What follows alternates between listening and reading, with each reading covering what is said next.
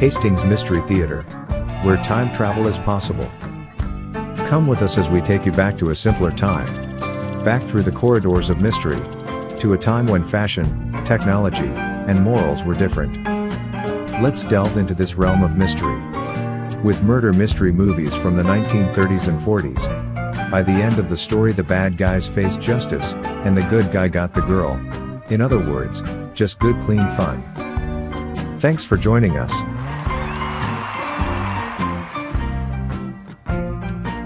Please consider leaving us your thoughts in the comment section, as well as giving this video a like, and subscribing to our channel.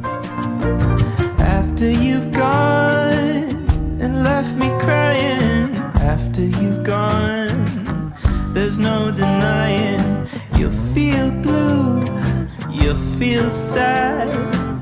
You lost the bestest pal you ever had. Coming soon to Hastings Mystery Theater. Murder in Greenwich Village. It's a 1937 mystery comedy movie. An heiress uses a photographer as an alibi when she's accused of a murder.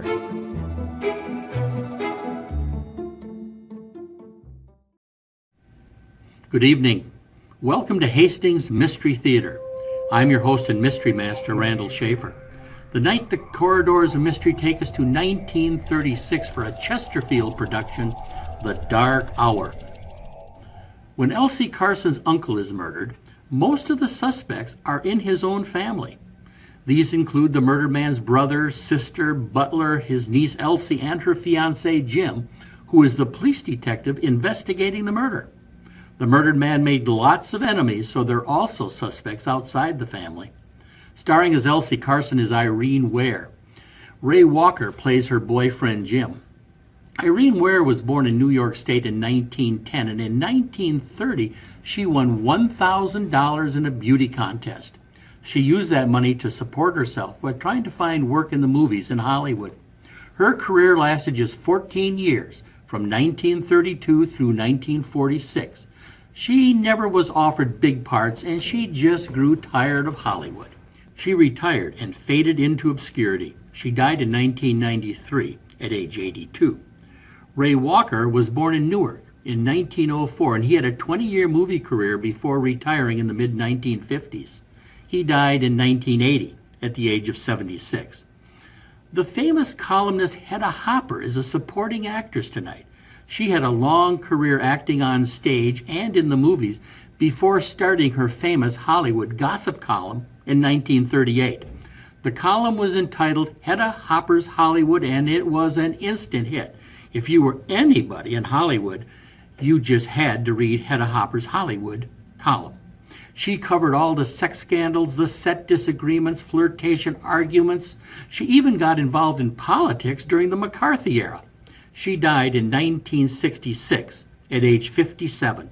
Let's return to 1936. Enjoy The Dark Hour.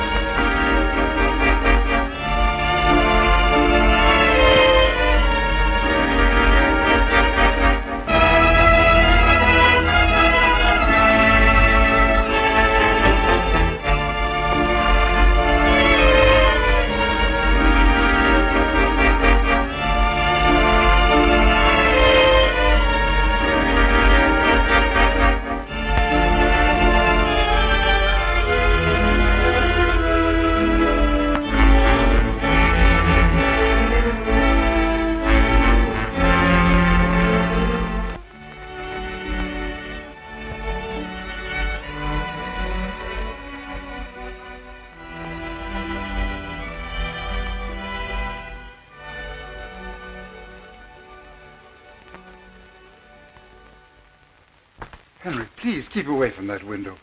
Don't take chances if you think we're in danger. Elsa, she's gone to see that man next door again. I don't like it. Oh, I don't worry about her. It's all right, dear brother. Just don't take unnecessary risks.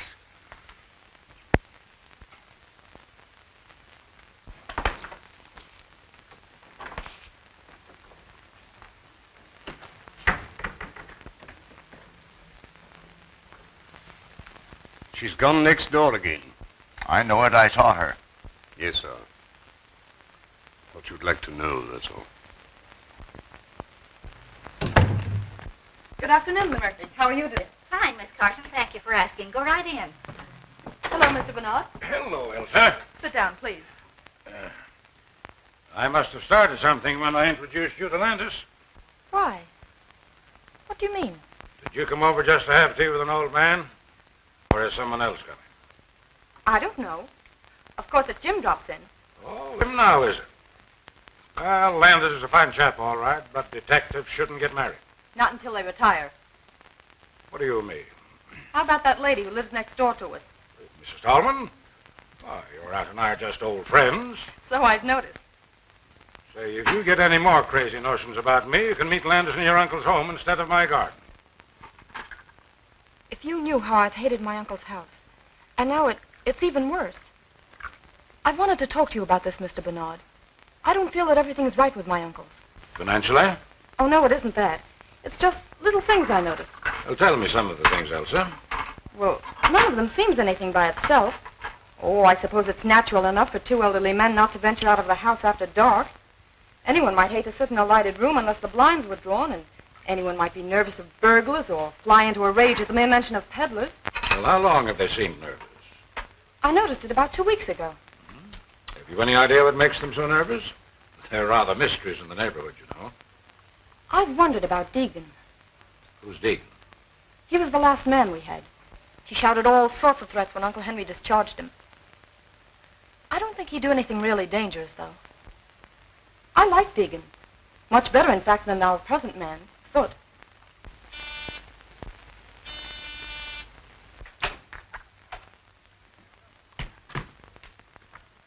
Good afternoon, Mr. Bernard. Well, Hello, Elsa. Sit down. I'll pour you some tea. Are you all through? Yep. I have my man in jail, and my work here is finished. I'm going to town tonight. give my regards to all the gang at headquarters. I surely will, sir. But don't think for a moment you're forgotten. The old-timers all hold you up as a shining example to me. They call me Sherlock Jr. Well, the old ways had certain merits. Don't disregard them entirely. You're not finished already. What's the hurry? I was going to take you for a little drive. It's the last chance I'll have for a while. Oh, don't mind me. I'll go for a stroll. Sit down. We have nothing to say that can't be said before you. Oh, haven't we? Hello, everybody. Having a little tea party? Mr. Landis, this is Mr. Blake. How are you? Oh, yeah. Mr. Blake is my paying guest. Calls himself a chemist. And if making horrible stenches is any criterion, he is. I'll surprise you one of these days and make Dr. Milliken take a back seat. I'll bet he's worried. Mr. Blake in? Oh, excuse me. What is it, chum? Oh, excuse me, please. I want some carbon tetrachloride. Oh, what do you know about carbon tetrachloride? Oh, me want MYTERY. Oh, yeah? Come on out to my laboratory. Oh, thank you very much. Let's go before Blake gets back. Oh, he's not as bad as all that. But remember, this is my last day here. All right, run along then. I'll be seeing you again soon, sir. You don't have to tell me that.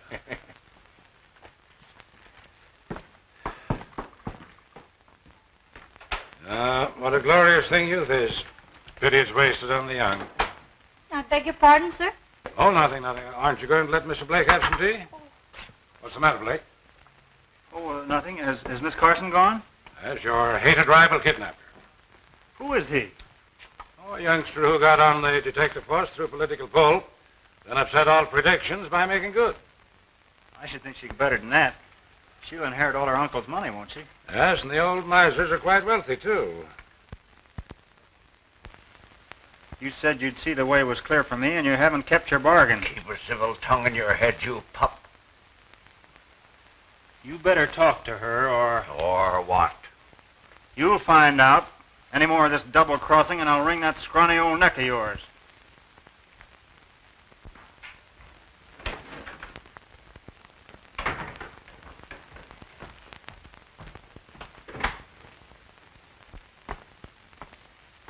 Won't you please say yes, dear? I can't now. Oh, it's no use pretending I love my uncles. I don't. They wouldn't let me when my mother and father were killed and I first came to live with them. But they need me, Jim.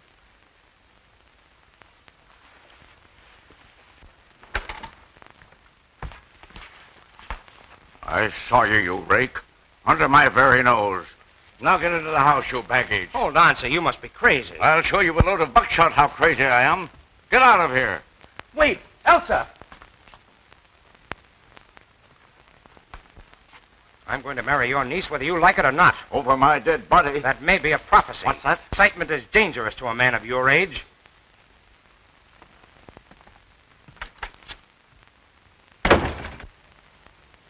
Thank you. Well, I'm glad to see you home again, Mrs. Tolman. Oh, that's very nice of you to say so. For two reasons. Have you seen Elsa's uncles lately? I'm as welcome in that house as a polecat at a garden party. I only moved here to be close to Elsa. Oh, you're not their sister, then? Heaven forbid. But Elsa's mother was. They wanted her to marry a scoundrel, but my brother stole her right under their very noses. They've never forgotten it. Yes? Mr. Landis to see Mr. Bernard. Hello? Pardon me. I was next door and saw you come in here. You know Mr. Landis, Mrs. Tolman. So you're the young man Elsa wrote about? What's the matter, boy? Elsa's uncle. I'm not going to have her subjected to those insults. What insults? What did he do? A couple of things that I won't stand for, and said that I would marry her only over his dead body. That's not a bad idea. What have they got against me? Perhaps they don't like detectives. Just what do you mean by that? Well, nothing, but they won't even speak to me, and I'm retired. I've decided not to leave tonight.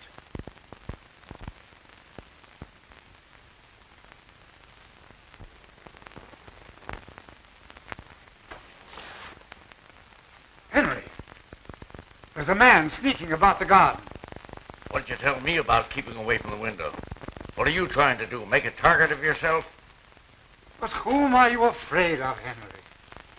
You'll know soon enough if you're not more careful.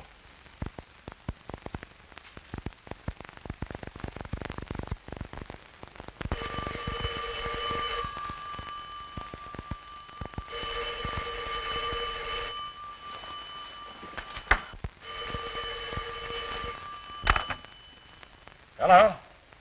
Hello? Who is it? Well, sir. Please come over.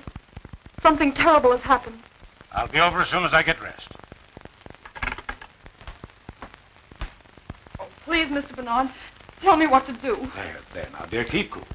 Now tell me, what's happened? Uncle Henry. In there.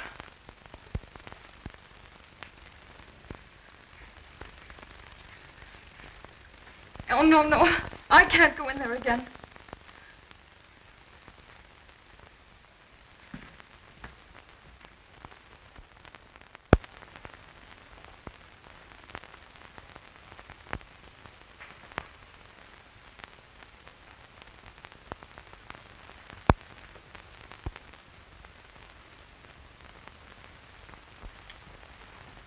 Hello, Doctor. Henry Carson is in there in the library, stabbed in the back. Great Scott. Murdered?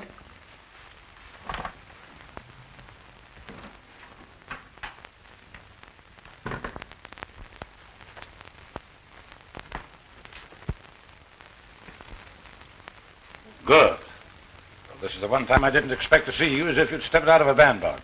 Did you think I'd be wearing an old flannel nightshirt?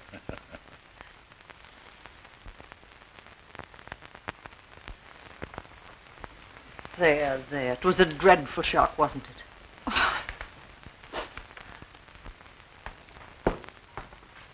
Come in and stay at the door, Jim. Well, I'm glad you're on this case, young fellow. Thanks. The body's in the library. There's Foote who first found it. Tell Mr. Landis all you know, will you, Foote? Unless you'd rather look in the library first. Anything you suggest. I suppose you'll take charge. Oh, no. I'm on the shelf, but I'll help you if you want me to. Thanks. What do you know about it? I woke about 2 o'clock, sir. It was very warm, so I got up and opened the window. I saw the light from the library shining on the lawn, so I came downstairs. I thought Mr. Henry was asleep. I shook him very gently, but he wasn't asleep. So I called Miss Elsa. Elsa, were you awake when the butler rapped on your door? Yes. I mean, no. I don't think so. Did you hear anything unusual before he rapped? No, I didn't. I see. And now may I be permitted to suggest that Mrs. Tallman take Miss Carson up to her room? Well, you don't have to. I was going to do it anyway. On your way, young lady. Oh, Uncle Charles, don't come down, please. Why not? What's the matter? We hope to break it to you gently, Charles, but you'll have to know it sooner or later. What is it? Why don't you tell me? It's Uncle Henry. He's dead. Dead? Henry. I knew it. My poor brother. I'll go next.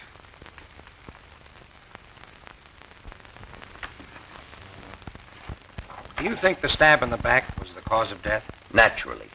But this was done with a fine instrument, which accounts for so little superficial bleeding. There was none. The edges of the cut in his shirt and undershirt were bloodstained. Yet if the instrument reached the heart, there would be blood on it when it was withdrawn. If it reached the heart. Young man, I'm short of sleep. Good night. If it reached the heart.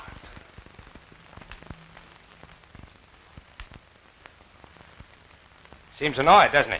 Well, naturally. First you doubt the wound is the cause of death. Then you talk about it having reached the heart. That's right. So I think I'll be saying good night, too. Now, listen. I don't want to bother you if you're not interested, but I'd be mighty grateful for your advice and assistance. Will you help? Well, if you put it that way, I'll do what I can. Okay. Would you prefer to work independently, or shall we compare notes as we go along? Well, we'll make notes as we go along and then draw our own conclusions. Swell. Now, if you don't mind, I'll start with this room. All right, young fella, go ahead. I'll follow you.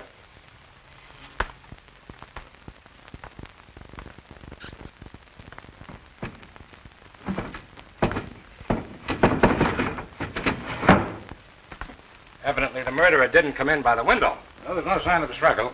Carson was stabbed without warning as he sat at his desk, not moved to that position afterwards. I'm with you on that.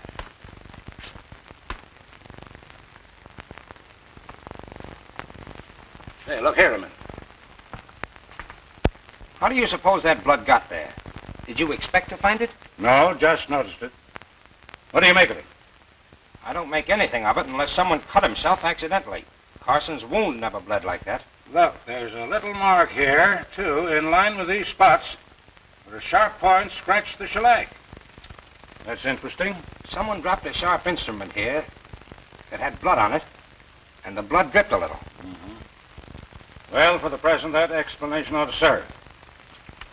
But where's the weapon? I haven't seen a sign of any possible weapon, blood-stained or not. What's that on the little table by the sofa?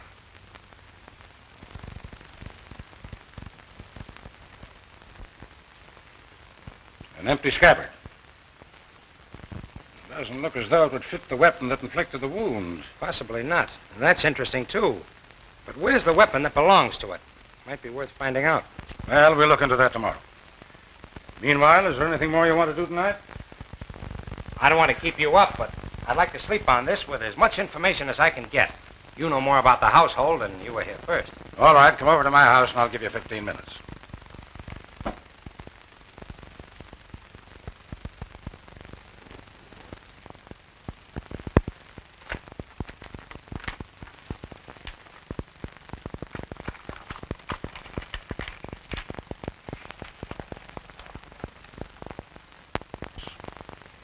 Only got to know Elsa through her aunt, Mrs. Tallman. Well, that about covers everyone.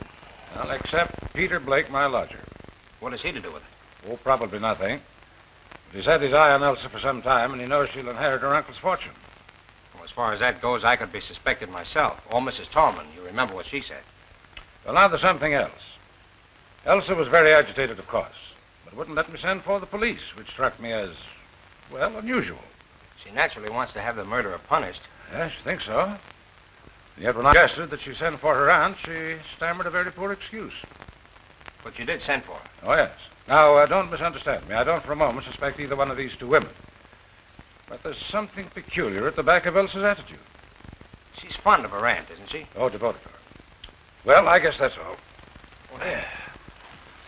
Let me show you what I found. I found it beneath the dead man's hand.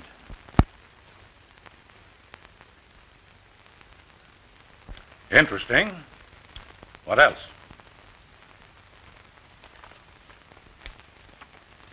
A dead mouse. That's interesting, too. It's prima facie evidence against the housemaid, but it's not just the kind of evidence we're looking for, is it? Maybe not. Who knows? Good morning, dear. I wanted a moment with you alone before Bernard arrives. Let's go to the sitting room. I'm afraid I had no washout this morning. I hardly slept all night.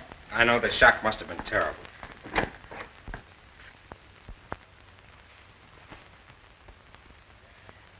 Jim, I'm terribly upset. There, don't worry. We found a number of clues. Mr. Bernard. Just wait outside, Foot. Well, good morning, dear. Morning. Any inspirations in the night? No, but I've arranged for the autopsy and had a look over the grounds. I was just going to ask about this man Deegan. Do you think he had anything to do with last night's tragedy? I don't think so. I don't know. Of course not. Elsa, were your uncles still engaged in business? I believe Uncle Henry wasn't away. They seldom went out, but Uncle Henry wrote a good many letters.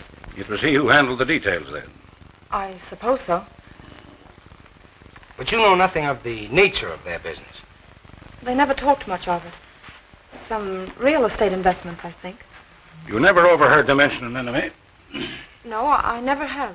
Would it be possible for us to see your Uncle Charles for a moment? Oh, no, you mustn't. Please, don't disturb him now.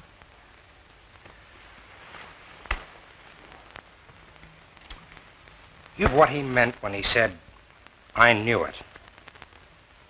Only that he's been afraid of something for weeks. Do you know of any quarrels your uncles may have had with anyone? Anyone at all, recently? Who mind me? If I'm guilty, I'll condemn myself. Did anyone else call at the house yesterday or last night? Well, what was that? Did anyone else call yesterday or last night? I don't think so. Won't you let me go now? Before you go, may I ask you one more question? What is it? I just want to know whether you saw anyone other than the regular household about the place last night before the tragedy. No, I did not.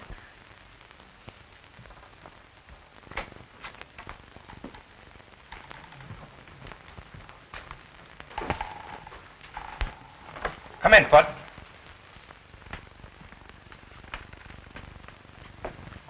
Sit down.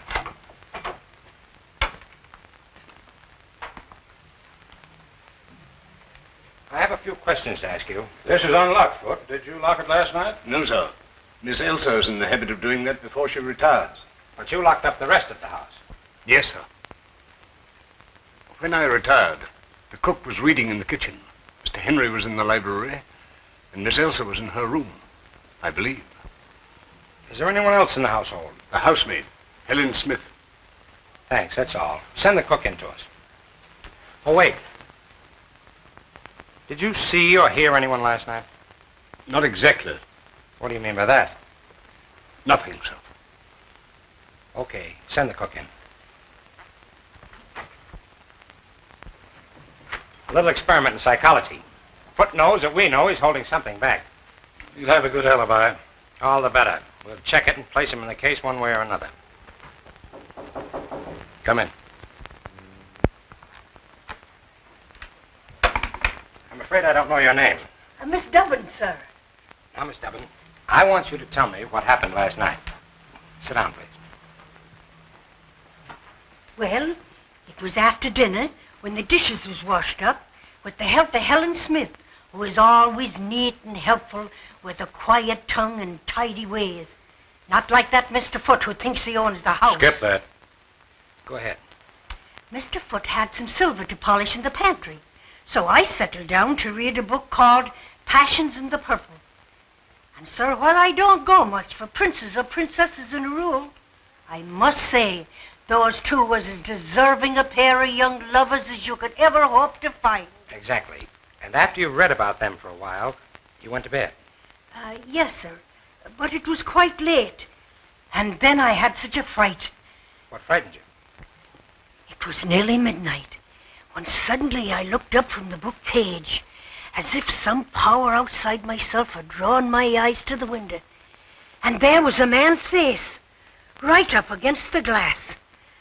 I nearly fell off at the chair, because in the book the prince has been captured. Did you recognize the face? No, sir. I was much too scared. Did you warn Mr. Henry? Me warn Mr. Henry? With his terrible temper? No, sir. But I told Mr. Foote this morning. Quite right. We won't detain you any longer. You may go.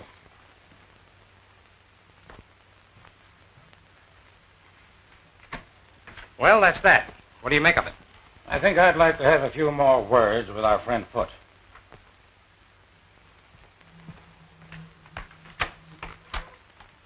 Foote! We find we have a few more questions to ask you. Yes, sir? Have you put down any poison against rats or mice lately? No, sir. I didn't know of any having been put down. Say, by the way, why didn't you tell us about the face at the window last night? Slipped my memories. A few minutes ago, I asked you whether you saw or heard anyone last night. And you answered, not exactly. Well, sir, I told you that I woke up shortly before 2 o'clock. I woke before that, around midnight, I believe. I was awakened by voices. A voice, anyway.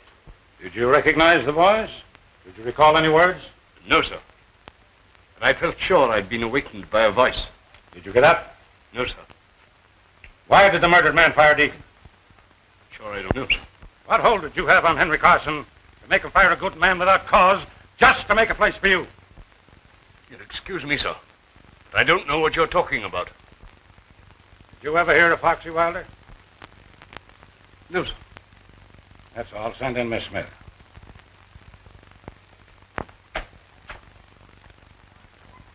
What was all that about? The shot in the dark that hit him. Did you see Foote take it? I certainly did. Who's the man? Forger that I haven't seen for 15 years or so. He was arrested twice, but wiggled out of both convictions. We have his fingerprints, though, and I'm practically certain he's the same. The idea that he might have had a hold on Carson out of the past is interesting. Yes, very interesting.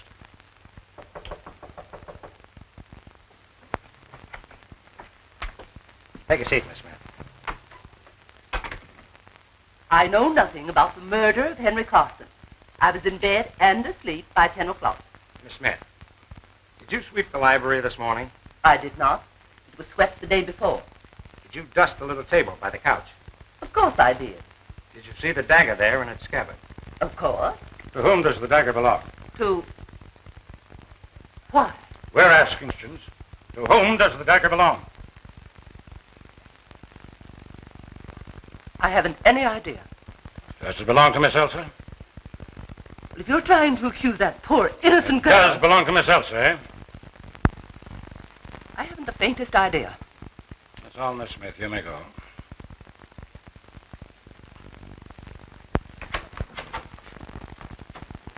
Well, you found out what you wanted to know. Now, look here. You don't imagine that Elsa... I imagine nothing. There's a lot of things I want to know.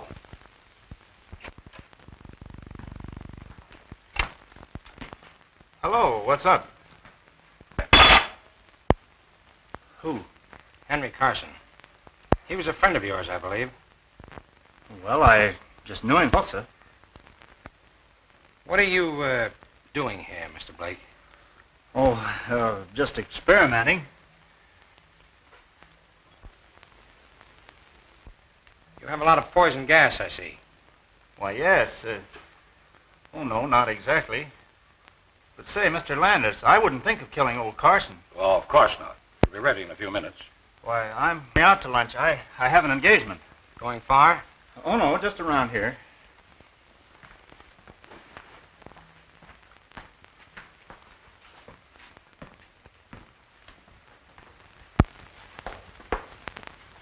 Hello! Well, you've just missed lunch. What's the bag for? Uncle Charles insisted I come to stay with you. Well, wonders never cease. Well, you're welcome, my dear. Take any room you like upstairs and make yourself at home. Are you acting as convoys? Well, no, we just met outside. Landis wanted to call on you, so I came to take care of him. Well, a lot of help you'd be. Step into the drawing room. Chong, take Miss Elsa's bag upstairs. We'll just see what they want. Sit down.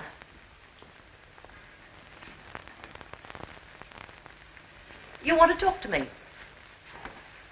Did I or did I not kill Henry Carson? That'll do for a start. Well, what do you think? You're a detective? You'd be surprised at the number of charming-looking women that permit themselves the luxury of murder. You know, I'm beginning to like you. But you haven't answered my question. I'm not going to, young man. Find out for yourself.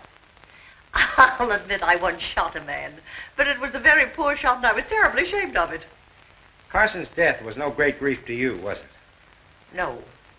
I'm a good hater, as anyone who is unkind to Elsa will find out. Have you been in touch with the Carson house lately? Let's see. We talked it over last night.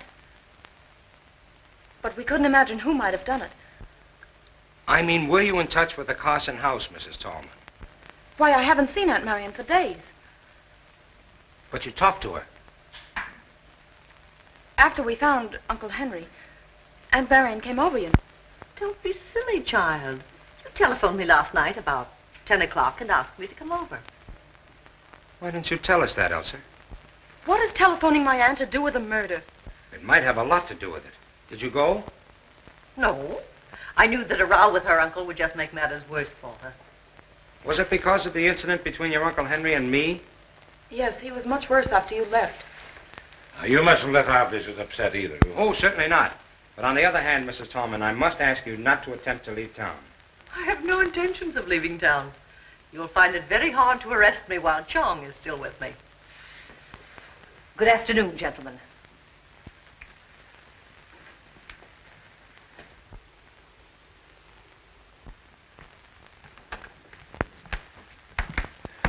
I'll inform Mr. Carson that you're here, sir. Say, Foot seems like cocky. Did you notice the change?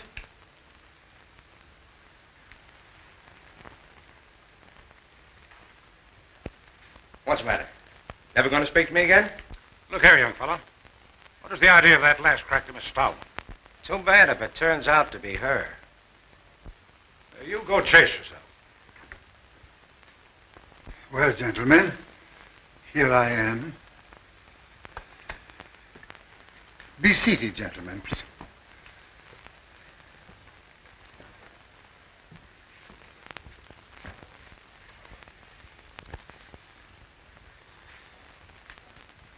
It's very kind of you to give us this info. We have no definite clue as yet, so we've been forced to come to you for help. I'm afraid there's little help that I can afford you. You see, my brother was a good man, but he had a violent temper, which made him many enemies. Cause for your nervousness of late. Figure sneaking about the grounds. Yeah, and at what time? I was reading in my room late at night. And when I put out the light and opened the window, I figure there by the hedge. Did you describe the man at all? No, it was too dark. Did you hear anything last night? I was very tired, and I didn't wake up until Foot called me. I'm sorry I can be of so little assistance, but I'm here. Apprehensive yourself lately, haven't you? You said something about being the next to go. Yes. I regretted those words the moment I had spoken them. I had wished to frighten Elsa more than she'd been frightened already by the tragic fate of her brother. Mr. Carson, what do you know about Foot, your butler? Why, almost nothing. My brother hired him, I think, because of a letter that he wrote asking for a position. Foot is a friend out of the past. Yes, I suppose so, Mr. Bernard. I felt that sometimes he presumed upon it a little. Mr. Carson, I have one more question to ask. We found no trace of the weapon yet. Search the house? Of course, gentlemen. Search wherever you will.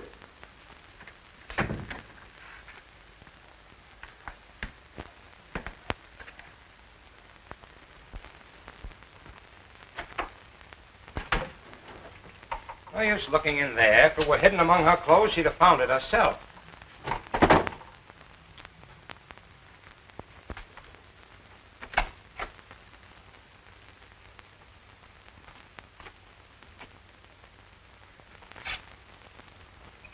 Curious? Look at it. What about it? Why, look at it. Elsa never wore a dress like that in her life. Well, maybe it belonged to her mother. Take a good look, will you, Landis? This dress has been worn recently. And look, the bottom of the skirt is muddy. The mud isn't quite dry, see? See, you're right. There's another odd thing. Look at that cut. Singed. Quite recent, too. Elsa must have been doing some cooking. Yes, and put her whole arm in the stove. Look at the length of that skirt. And another thing is too big for her. Looks more like a dress Mrs. Tolman might wear. I believe it'd fit her. I'm going to have a look at that stove. Meet you downstairs.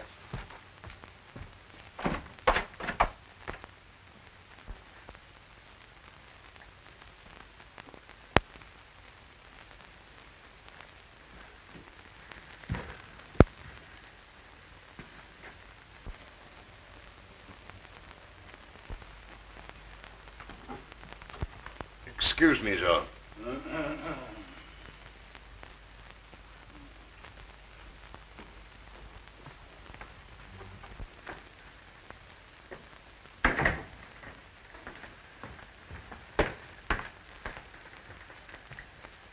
I thought Foot was here.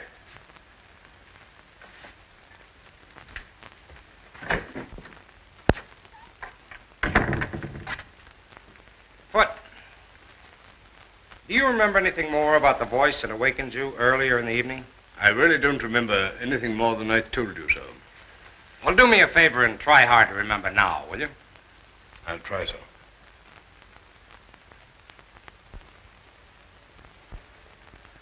It's no good, sir. I really can't remember, and I don't want to lie about it. All right, keep on trying. I'll do that with pleasure, sir.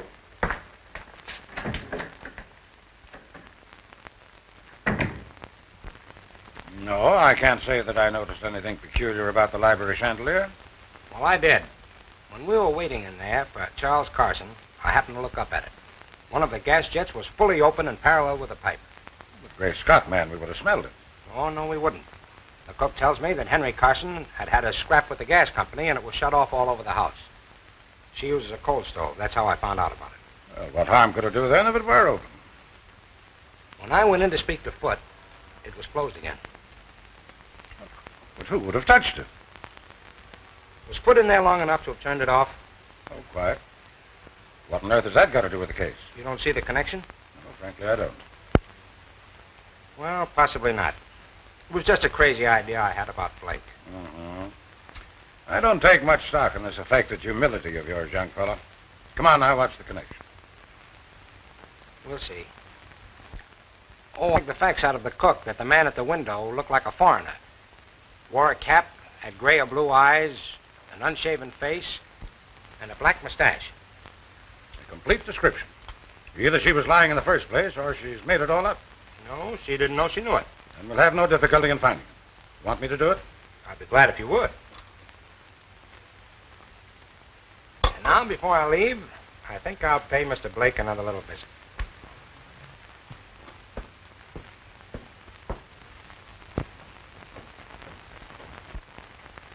Look here, what do you want to know all this for? You prefer not to answer? No, I don't mind. I was only joking. The fact is, I'm working on a new infallible gas disinfectant in rooms where people have had contagious diseases. You have a number of gas containers here. What are they? Why, there's natural gas, there's... And in those carboys? Ether, ammonia, and chloroform. Is this the company that supplies you, Bar Chemical Company? Yes. Anyone come in here? Well, there was Chong, you know. But wait, that fellow Foot from over at Carson's was in here one day. What did he want? Oh, I'd promised Elsa a good cleaning fluid for her gloves, and she sent Foot over for it. That was 3 days ago. What time did you go to bed last night? Oh, about 20 minutes after 11, I think. You didn't go out? No, of course not. You're lying, you know. Well, what makes you think so? What time did you go out? Oh, about 10:30, I guess. No harm in going out for a breath of air. Where'd you go? Look here, you haven't any right to come here trying to third-degree me. You don't care to answer? No, I don't. Very well. Well, wait a minute. What are you going to do about it? Nothing for the moment. But when you get ready to tell me what you were doing on the night of the murder, let me know.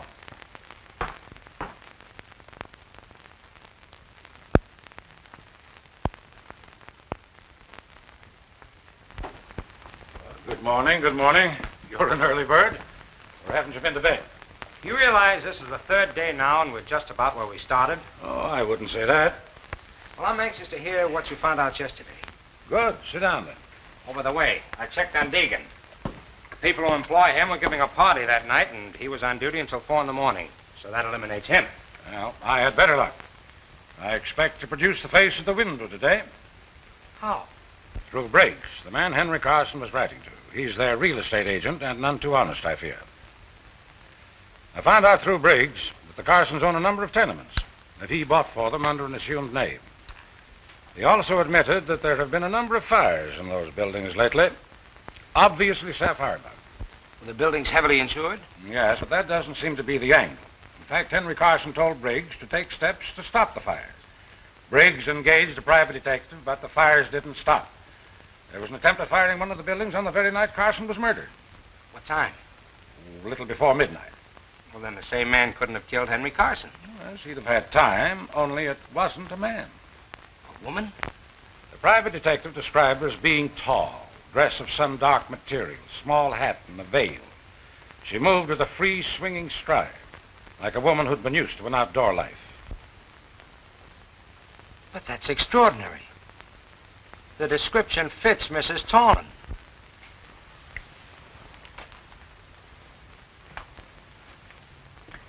I knew you'd say that.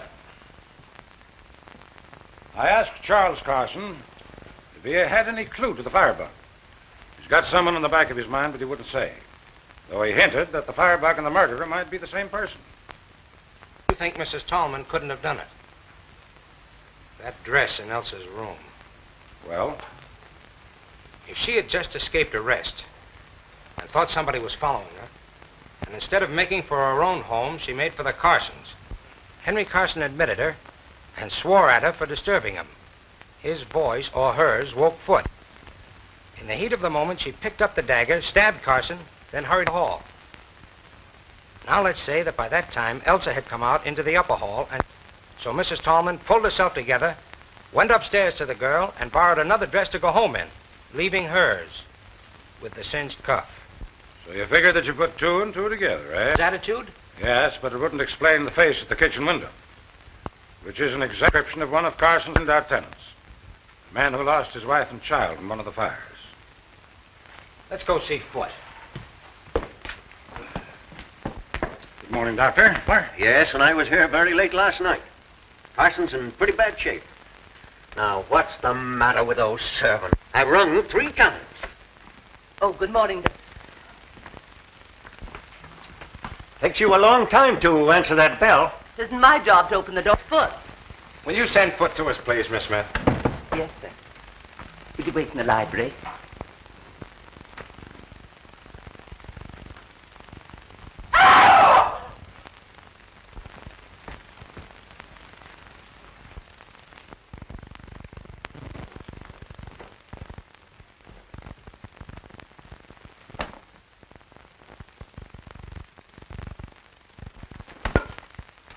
Matter? What happened? Foot! Foot! Oh, Mr. Landis, what's the matter? Foot isn't here, sir. What? The fact is, Mr. Carson, Foot has been injured. What? How could he be? He had no business leaving the house at this hour of the day. He's dead. Dead? Foot? Oh, nonsense. Now, don't get excited, Mr. Carson. Foot was killed last night. Murdered? Was he killed here? Mr. Landis, was he killed here? That's right. What does it mean?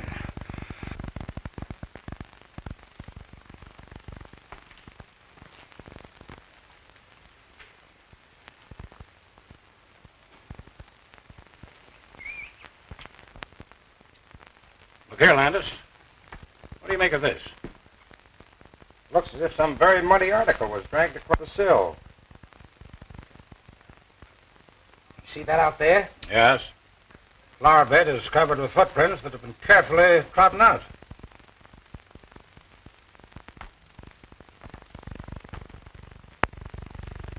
Did you look at... Oh, traces of... Your eyes are better than mine, young fellow. He must have dropped his dagger in the mud. Or buried it after the first murder and dug it up again for this one. Another murder, all right. Exactly. He's been dead probably 7 or 8 hours. He died instantly, or very nearly so. The wounds are very similar, and were probably made with the same instrument with which Henry Carson was stabbed. Yeah, just a minute. Where are you going? Let me go. Keep your hands off me, Jim Brooks. What do you mean, poking your nose into other people's business? Asking me where I'm going and doing... Stop that noise. You want Mr. Carson down here again? Well, I'm not going to stay in this house to be murdered, too. Go back to the kitchen. If you try to leave this house before I give you permission, I'll put you in jail.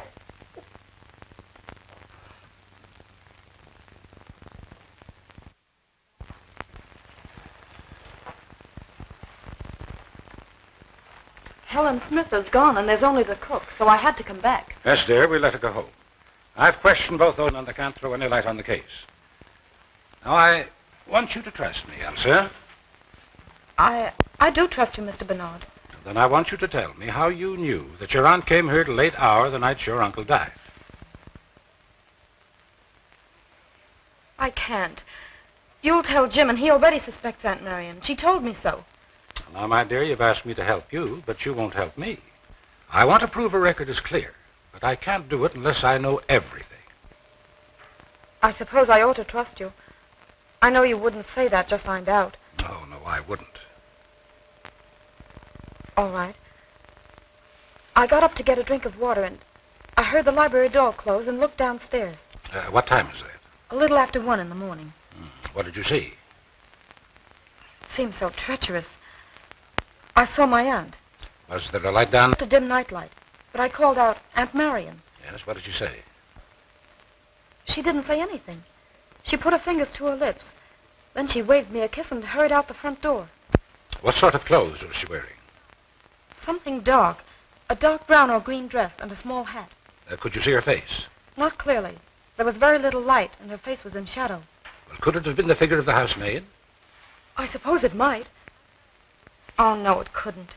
Aunt Marion waved a kiss to me. Helen would never do that. Could it have been the cook? No. Oh, Mr. Bernard, do you suppose it wasn't my aunt after all? Well, she didn't speak. And one might have the presence of mind when you called out Aunt Marion to play the part of your aunt. I hope you're right. I couldn't believe Aunt Marion would do anything so horrible. Well, neither could I. But in the meantime, don't say anything about it to anyone, especially Mrs. Tallman. And don't worry. You are a comfort and a darling.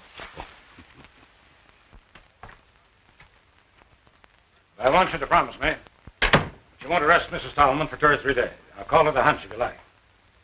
All right, sir. I'll take a chance on your judgment. What are we doing here? I'm going to have another look at that dress.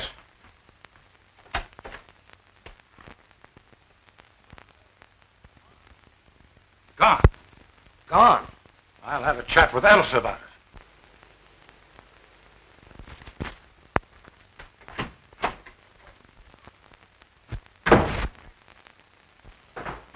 There's your man, sir. Is this the man you saw at the window? It's the very man, sir. We have a few questions to ask you. Come in here.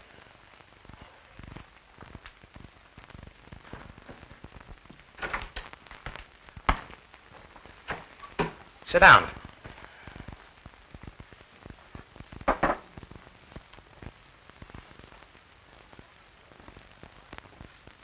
Honest gentlemen, I don't know nothing about it.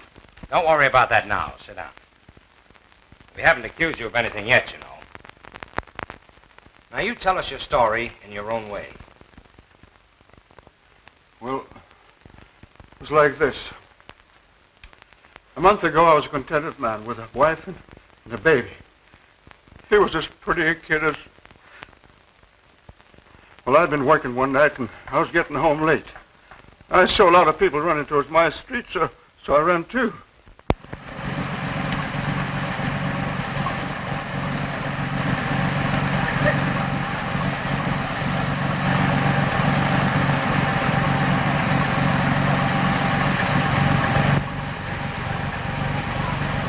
back there? But my wife and kid, they're in fire. Everybody's out. My wife and kid, are they safe? There was a woman and kid, but they took them to the hospital. Hospital?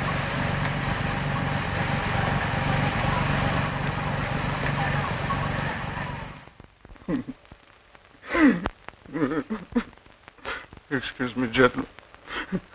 I ain't been the same since that night.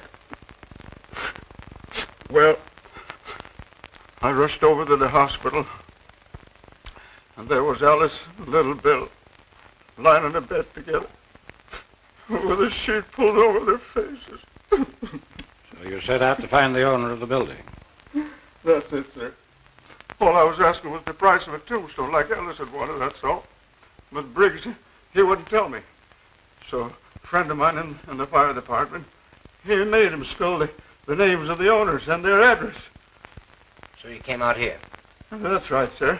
But I couldn't get here till late because I got mixed up finding the place. Must have been about 11:30 by the time I got here. What did you do after you got to the house? Well, I looked in the back window. There was a woman there sitting and reading. Well, she let out a yell, so I ducked. You mean you went home? No, sir. I wanted my rights. I came round this window here, but all of a sudden the lights upstairs went out. So I ducked, scared somebody might look down and see me. That's just what happened. You were seen. Now come clean. So help me, I'm telling the truth. Well, after a while, I crept back and looked under the shade. At this desk here, there was an old man looking over some papers. Did you rap on the window? Not me, sir. I wasn't looking for trouble. I just walked along the house to see what kind of a car they had, to see if they was rich. The garage was empty, so I went home. Is that all? I guess that's all. But I didn't murder the old man. You better tell us everything, Bell. Oh, what's the use? You wouldn't believe me. Why don't you try? Well, it was like this, sir. The garage was all dark inside.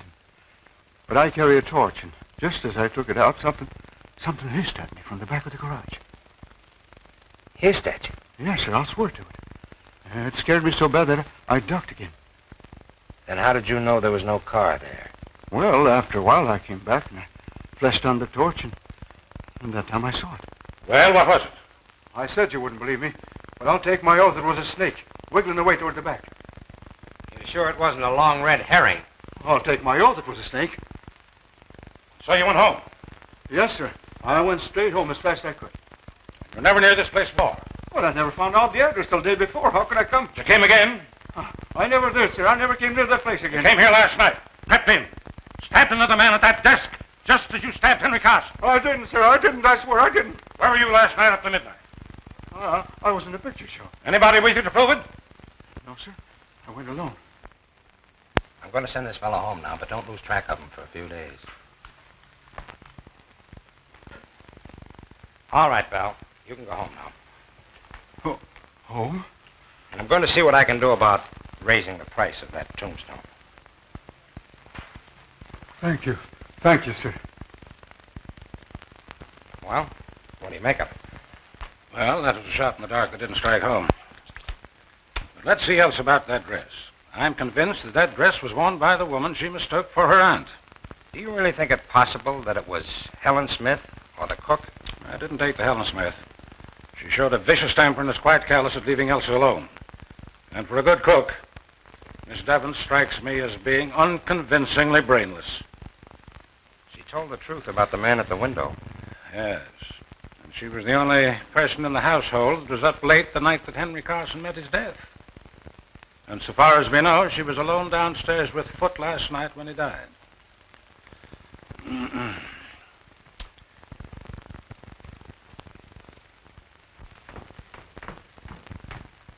Where are you going with this? To the kitchen, sir.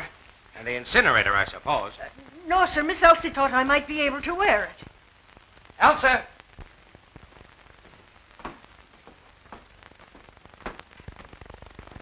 Did you give this dress to the cook? Why, yes. I found it at the bottom of Foot's trunk. Foot? Well, Foot must have planted that dress in here. And it would be the logical place for him to hide anything else. While Elsa was away.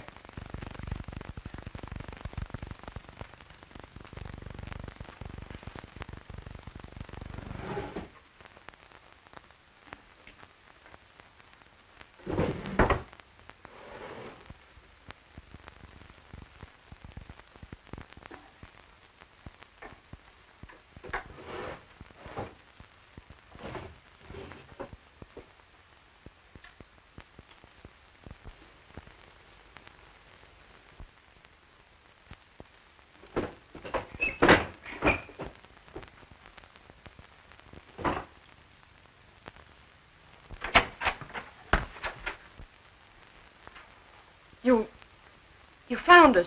Yes, Elsa, where you hid it. Oh, I know I shouldn't have done it. But it lay there. Where? It lay on the floor of the library. Foot hadn't seen it, so I sent him for water. Then I ran upstairs and threw it in my wardrobe. That's why you called Mr. Bernard from upstairs, but why did you hide the dagger, Elsa? Oh, don't you understand? I thought I had seen Aunt Marion leaving the library. When I saw that dagger covered with blood... Then you washed it and later hid it in the drawer. You did a very foolish and dangerous thing. Oh, it wasn't as bad as all that, dear. There are other clues, you know. I'm sorry. But I'm not frightened anymore. There's a gentleman from the chemical company wants to see you, Mr. Landis. Oh, thank you. Will you come too? Excuse us, dear.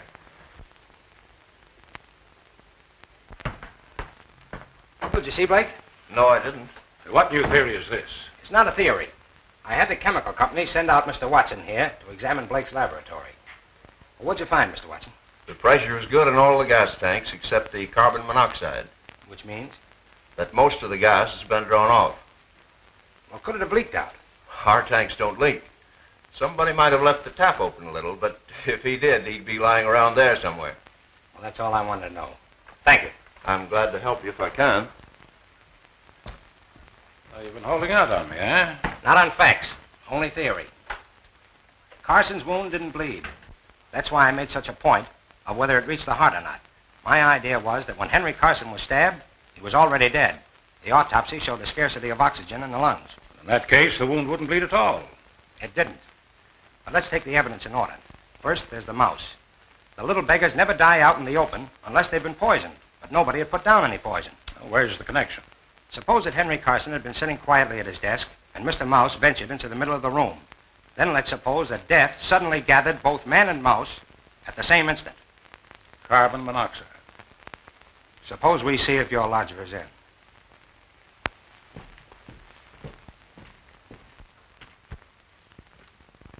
Well, it looks like he skipped. I'll broadcast his description. We'll soon pick him up. Say, Landis, how do you figure the gas got in the library?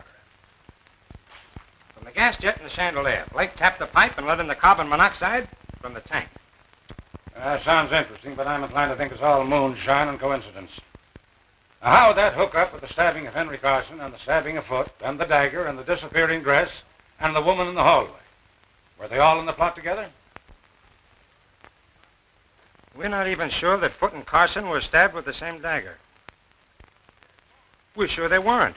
Elsa hid it long before Foot was murdered. Oh, quite so. But that doesn't prove that both men were not stabbed with one and the same dagger. For the love of Mike, man, you don't suspect Elsa. I don't think Henry Carson was stabbed with the dagger at all.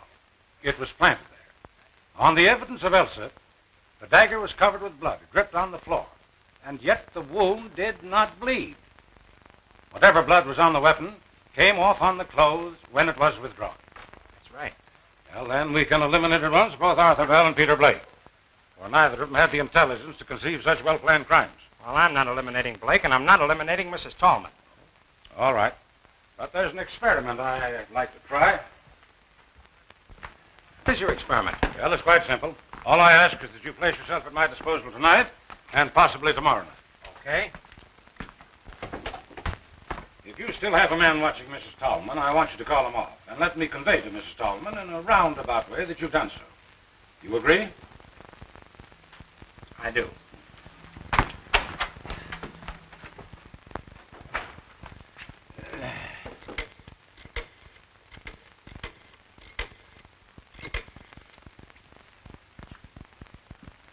Hello, Elsa. Well, I think I have some good news. Landis has agreed to remove the man who's watching Mrs. Talton. And he doesn't suspect her anymore? Oh, may I tell her so? Oh, I don't see why I shouldn't tell her. I don't think there's any secret about it. Well, I wouldn't be surprised if we had the real culprit any time now. Oh, it's a pleasure. Goodbye. All right, I've called off my man. What next? I want you to go back to your hotel and stay there quite openly. And about 11 tonight, slip out and creep up to my back door without letting anyone see you. Anyone at all. Can you do it? I think so. All right, then. Off with you.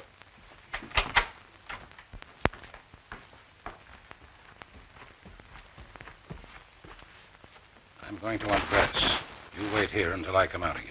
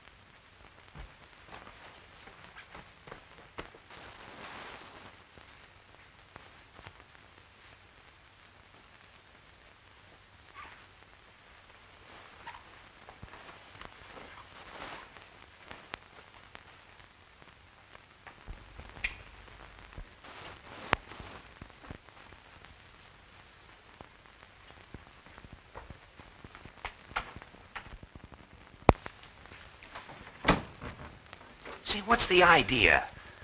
That's the experiment. Don't talk, not a sound.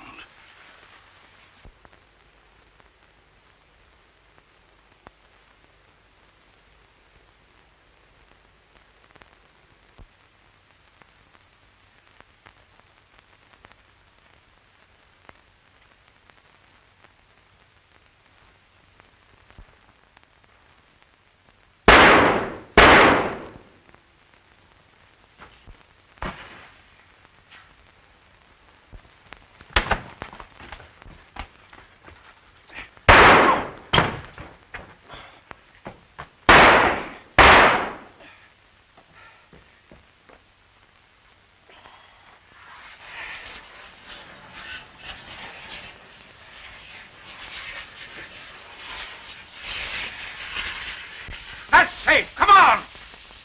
Are you hurt bad? No, just brace me. Hurry, we must catch it.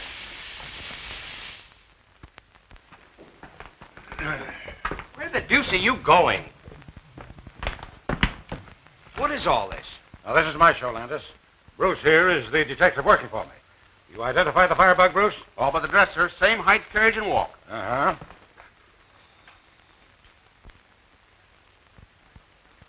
Mr. Landis, I know that I've done wrong. Would you tell me, please, if I'm to be incarcerated tonight or permitted to sleep here? What do you think we're going to charge you with? Well, dressing as a woman, I know it's illegal, but I wanted to find the murderer of my brother. We're saving you the trouble.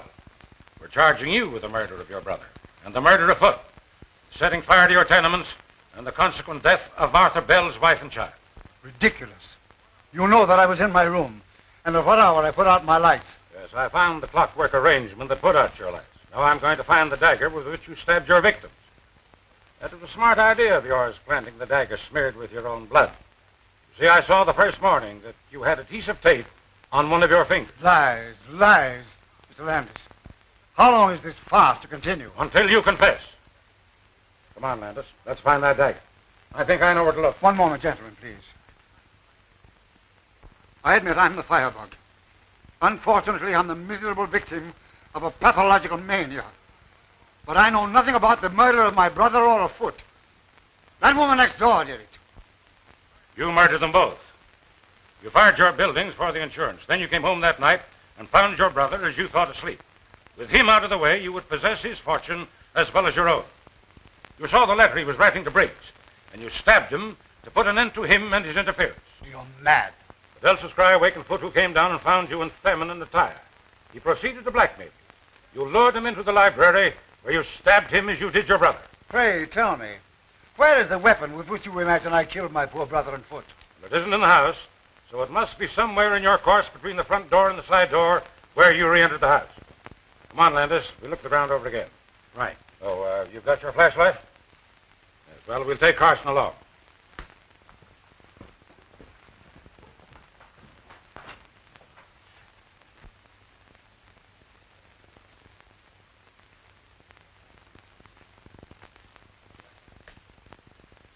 Look there, Landis. Doesn't it seem strange that such a tall plant should be tied to such a short stake? That stake? That wouldn't help it any. Bruce, pull it up and let's have a look at it.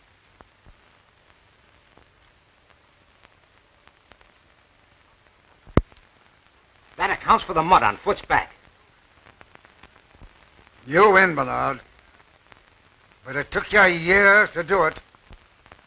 But I got you in the last trap. Okay, Bruce.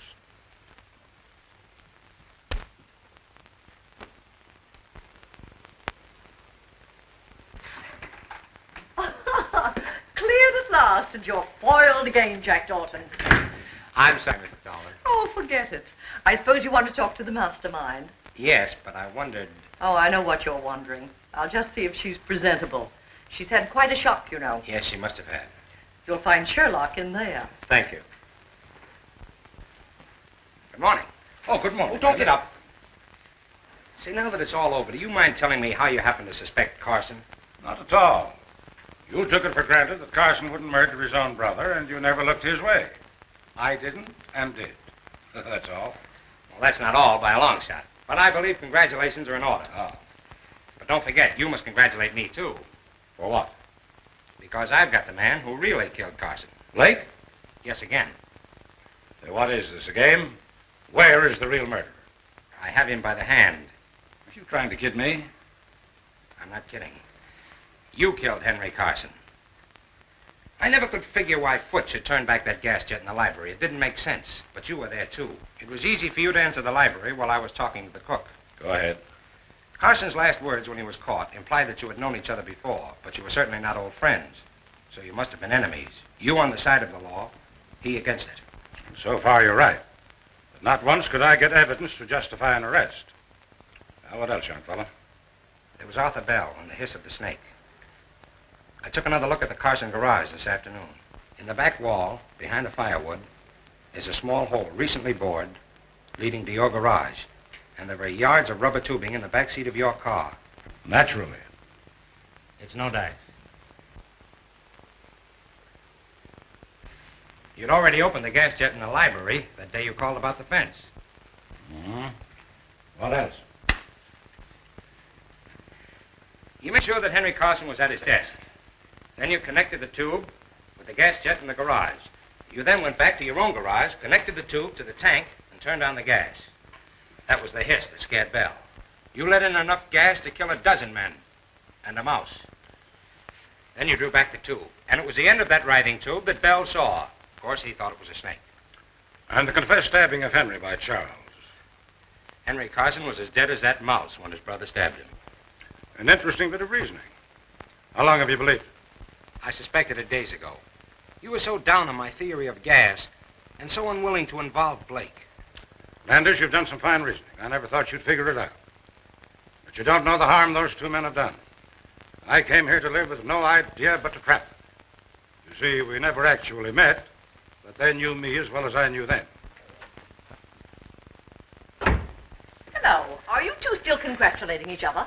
We're pretty good. Well, there's someone outside who thinks so, too. Oh, you'll pardon me if I carry this investigation a little further. Won't you sit down, Mrs. Tallman? Certainly. Well, I suppose you're very busy now with Sean gone and Elsa on your hands, but if you have a minute, I've got something to tell you and something to ask you. An hour, if you like. Well, I thought you'd like to know that Landis has traced the murder of Henry Carson to me. What? But you didn't do it. Oh, of course not, but I've practically confessed it, and Landis has let the matter drop. Well, I'll be... That's all right, it's all right. What else could I do? You see, I found some rubber tubing that belonged to you hidden behind the firewood in the garage. I pawed it over to hide your fingerprints and leave my own, then I hid in the back of my car.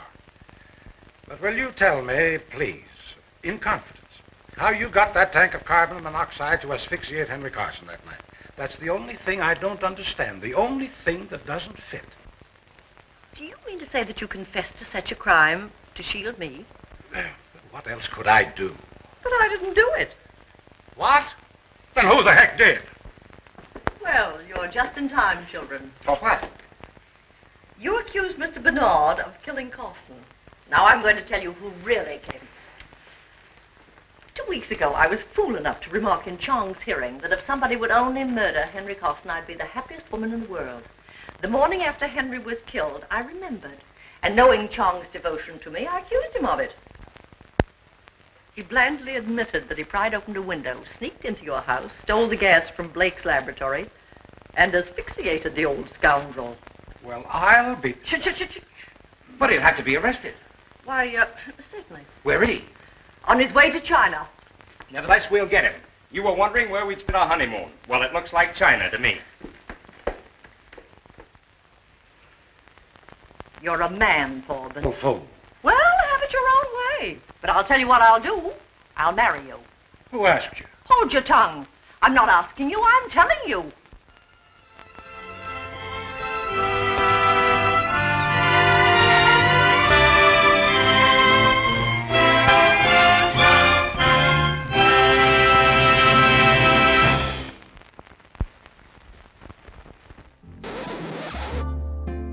We hope you enjoy these mystery films from the 1930s and 40s. We sure enjoy bringing them your way. If you'd like to show your appreciation in a tangible way, then why not share a little love by giving us a one-time small donation? We'd appreciate that, as it will encourage us to continue on with this work of bringing these forgotten gems to you on a regular basis. Simply click on the donate link below, in this video's description. And while you're right there, you can click on our mystery merch shop as well. Or visit us on Facebook. Or find our free bonus movie link. Thank you so much.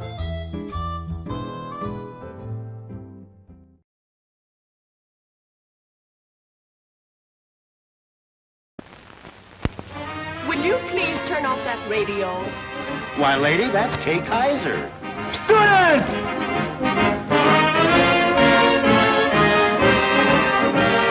Tolly Mason, Jenny Sims, Harry Babbitt, Ishka Bibble, and all the gang.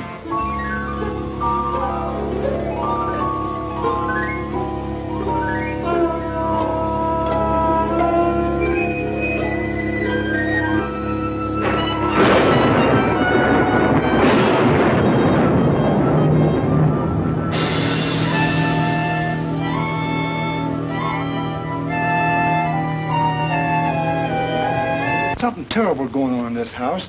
Somebody's trying to murder Janice Bellacrest. Murder?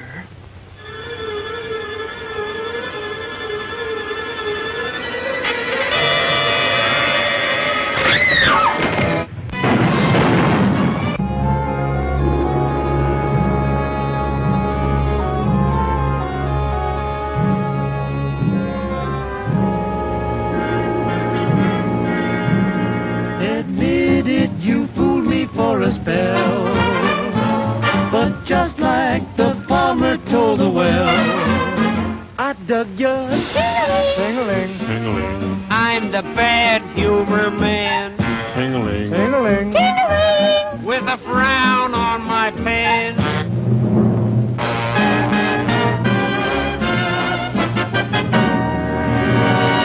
Now Jenny will bring you something she'd like to sing you. I'd know you anywhere.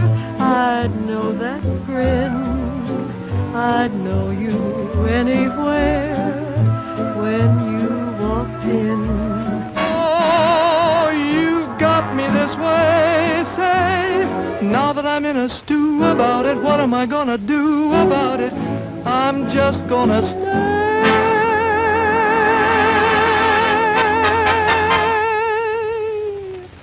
Crazy for